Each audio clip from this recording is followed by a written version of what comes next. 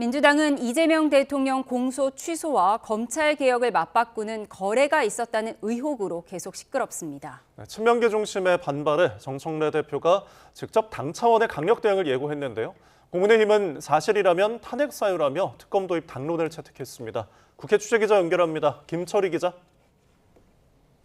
네, 국회입니다. 네, 이른바 공소 취소와 검찰 개혁 거래설로 여권이 연일 잡음인데 지금 어떻게 전개되고 있습니까? 우선 민주당이 제출한 대장동과 쌍방울, 대북 송금 의혹 등 7개 사건에 대한 국정조사 요구서가 본회의에 보고됐습니다. 윤석열 정부 당시 정치검찰이 자행한 조작 수사와 조작 기소 전모를 규명해 공소 취소까지 이어가겠다는 건데요.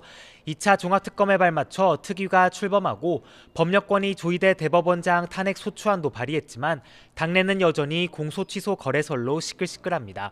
친명 의원들을 중심으론 삼류 소설만도 못한 명백한 허위다.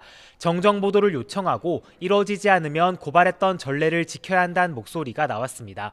이후 정청래 대표가 당 차원의 대응을 예고했는데 직접 들어보겠습니다.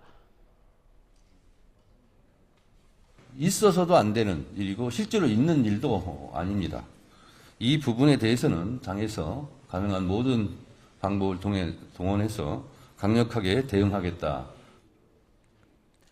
추미애, 김용민 의원 등 법사위 강경파가 연일 반발 이어가고 있는 중수청, 공소청 설치법도 여전한 내관입니다.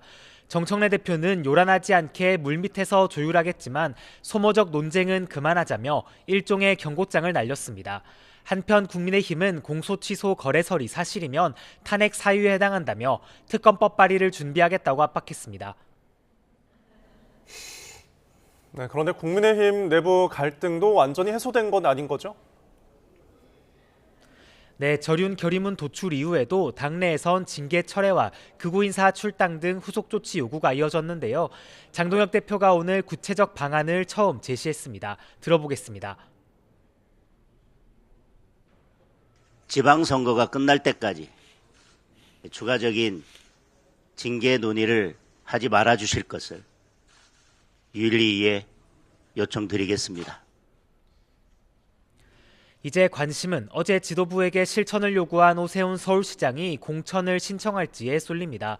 당 공관위는 오늘까지 추가 신청의 문을 열어뒀는데 오 시장이 불응할 가능성도 배제할 순 없습니다.